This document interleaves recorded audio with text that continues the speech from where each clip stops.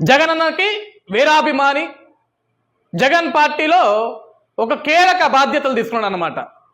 ఏ విధమైన బాధ్యతలు అంటే తెలుగు భాషని ఎంత అద్భుతంగా మాట్లాడాలో, తెలుగులో ఎన్ని బూతులు అయితే ఉంటాయో అన్ని బూతుల్ని ఏ విధంగా మాట్లాడాలో, జగన్ కళ్ళల్లో ఆనందం చూడటం కోసం ఎంత దిగజారైనా మాట్లాడొచ్చు, ఏ స్థాయికైనా దిగజారైనా మాట్లాడొచ్చు అనే దాంట్లో ఈ పోసాని చాలా పెద్ద బాధ్యత, చాలా కీలక బాధ్యత పోషించాడు.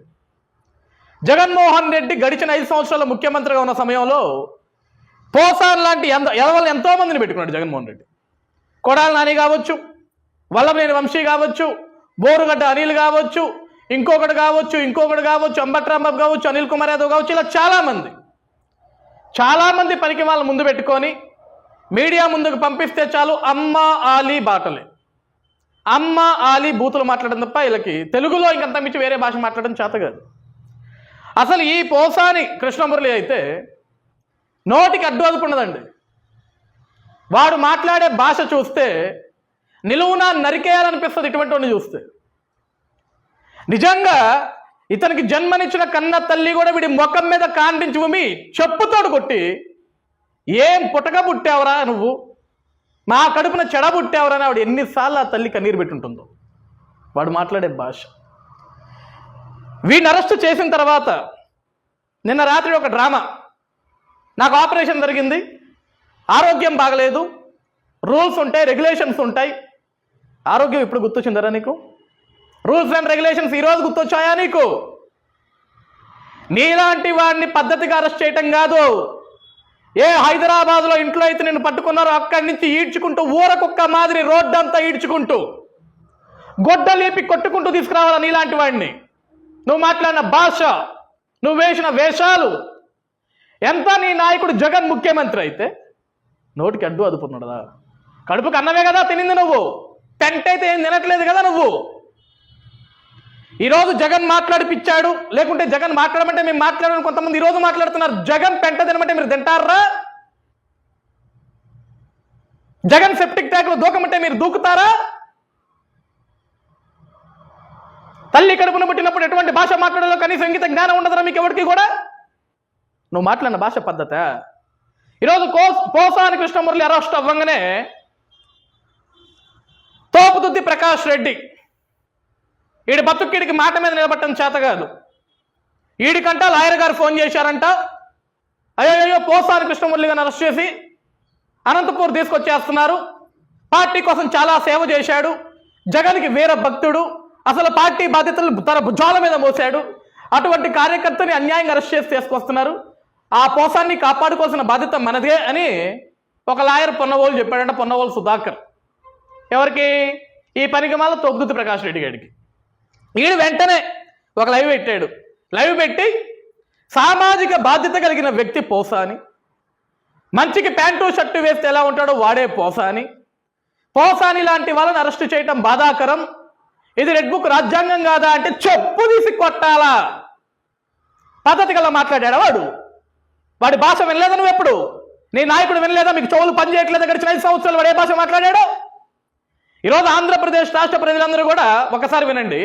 ఈ పనికిమాల తోపుదుద్ది ప్రకాష్ రెడ్డి ఒక పనికిమాలనోడైనా, ఒక మెంటల్ గాడైనా, ఒక ఊర కుక్కైనా, ఒక పిచ్చి కుక్కైనా ఈ పోసాని కృష్ణమురళి గారు చాలా పద్ధతిగా మాట్లాడతాడని చెప్పేసి ఈడాడికి క్లీన్ సర్టిఫికేట్ ఇస్తున్నాడు. ఈ తోపుదుద్ది ప్రకాష్ రెడ్డి ఈ పనికిమాలనోడు ఈ పోసాని కృష్ణమురళి అని ఒక సన్నాసికి, ఒక లుచ్చాగాడికి, ఒక పనికిమాల వాడికి ఈయన క్లీన్ సర్టిఫికేట్ ఇస్తున్నాడు. పోసాని ఇస్ వెరీ గుడ్, పద్ధతిగా మాట్లాడతాడని. పోసాని ఎంత పద్ధతిగా మాట్లాడతాడో, అసలు పోసానికి వీడి ఏ విధంగా సపోర్ట్ చేస్తున్నాడో ఆడే మాట్లాడాడు. వినండి ఒకసారి ఏం మాట్లాడుతున్నాడు. తీసుకెళ్లారు. పోసాని కృష్ణమురళి గారు ఎప్పుడూ కూడా ఒక పద్ధతిగా మాట్లాడేవాడు, ప్రభుత్వాన్ని పాలసీ మీద విమర్శించిన వాడు తప్ప ఏ రోజు కూడా పద్ధతి దాటి మాట్లాడింది లేదు. మరి ఆయన పైన రక్త కన్నీరు పెట్టుకుంటావు. దరిద్రపు నా కొడక, నువ్వు పొల్లకి చీరగట్టిన చీర చూస్తావు అమ్మాయి ఎవరని నువ్వు చూడా. పవన్ కళ్యాణ్ లాంటి తొంగ వచ్చే కొడుకులు అసలే ఈ లోకంలో చేరబారు. పవన్ కళ్యాణ్ సిక్కు లేరు నా కొడక. ఆ పార్టీ నాదనే లాగేసుకోవడానికి అమ్మాయిలు పంపించాడు, పార్టీ లాగేసుకున్నారు. పద్ధతి గల్ల భాష ఇది. చాలా పద్ధతిగా మాట్లాడాడు భాష వీడు. తెలుగు ఇంత అద్భుతంగా ఉంటుందని వీడు చెప్పేదాకా మనకు తెలియదండి. ఈ పోసాని కృష్ణమురళి గారు చెప్పేదాకా తెలుగుకి ఇంత అద్భుతమైన భాష ఉంటుంది, తెలుగు మాట్లాడితే ఇంత అద్భుతంగా ఉంటుంది, ఇంత పరిమళంగా ఉంటుందని మనకు తెలియదు. వీడు చెప్తున్నాడు తోపుదుద్ది ప్రకాష్ రెడ్డి వీడంత అద్భుతంగా మాట్లాడడం అనేది. పద్ధతి గల మనిషిని అరెస్ట్ చేశారు, సామాజిక బాధ్యత గల ఉన్న వ్యక్తిని అరెస్ట్ చేశారు. మీలాంటి వాళ్ళందరినీ కూడా నరి రోడ్డు మీద ఉరి తీయాలరా, అప్పుడు కానీ సమాజం బాగుపడదు. ఇటువంటి దౌర్భాగ్యులని, ఇటువంటి ఒక పనికి మాల వెధవలని, సన్నాసులని, సమాజంలో చీడ పురుగుల్లా చూడాల్సినటువంటి పోసాని కృష్ణమురళి లాంటి వాళ్ళని వెనకేసుకొస్తున్నావా? ఇంకా సిగ్గు లేకుండా నువ్వు ఏమైనా తోపుతుంది ప్రకాష్ రెడ్డి వెనకేసుకొచ్చుకుంటారా సిగ్గు లేకుండా? గడిచిన 5 సంవత్సరాల్లో నీ నియోజకవర్గంలో నువ్వు ఎటువంటి రాప్తా నియోజకవర్గం ఎటువంటి పెంట చేసావు నీకు తెలుసా? అందుకు కదా ప్రజలు ఎడంకాలు చెప్పించి కొడితే మొల్ల కూర్చున్నావు. నేను ఓడిపోతే సగం మీసం గీసుకొని తిరుగుతా అని చెప్పావు, తీలేదే, మాట మీద నిలబడలేదే. పనికి మళ్ళా సన్నాసులు, చవటలు, దరిద్రులు, దద్దమ్మలు, ఎదవలందరూ కూడా వైఎస్ఆర్సీపీ పార్టీలను తగలబడ్డారు. ఇప్పుడు వస్తారండి ఈ పోసాని కృష్ణమురళి కోసం జగన్మోహన్ రెడ్డి గారు మళ్ళీ హుటాహుటిన బయలుదేరతాడు బెంగళూరు నుంచి. మా పార్టీలో అత్యంత విలువైన బాధ్యత చేసిన వ్యక్తి పోసాని, నాకు ఆత్మబంధువు పోసాని, నా కోసం ఇంత అద్భుతమైన భాష మాట్లాడాడో పోసాని. అటువంటి పోసాన్ని కావాల్సుకొని చంద్రబాబు నాయుడు, లోకేష్, చంద్రబాబు నాయుడు కంటే లోకేష్ కంటే అందంగా, ఇంకా ఎక్కువ అందంగా పోసాని కృష్ణమురళి కనపడుతున్నాడు. ఆయన అందాన్ని తట్టుకోలేక వీళ్ళు అరెస్ట్ చేసి రెడ్ బుక్ రాజ్యాంగం రూపించి పోసాన్ని అరెస్ట్ చేశారని చెప్తాడు. వస్తాడు ఇవాళ రేపు ఎల్లుండి వచ్చేస్తాడండి జగన్మోహన్ రెడ్డి గారు, కంగారేం లేదు. ఎందుకంటే జగన్ కంటే అందగాళ్ళు, చంద్రబాబు నాయుడు గారి కంటే అందగాడు, లోకేష్ గారి కంటే అందగాడు, మొన్న అరెస్ట్ అయిన కిడ్నాపర్ వల్లభనేని వంశీ కంటే ఇంకా అంతకంటే పెద్ద అందగాడి పోసాని. జగన్ అన్న 2.0, జగన్ 2.0లో అందగాళ్ళు 2.0 వీళ్ళంతా అందగాళ్ళ పార్టీ వైఎస్ఆర్సీపీ పార్టీ.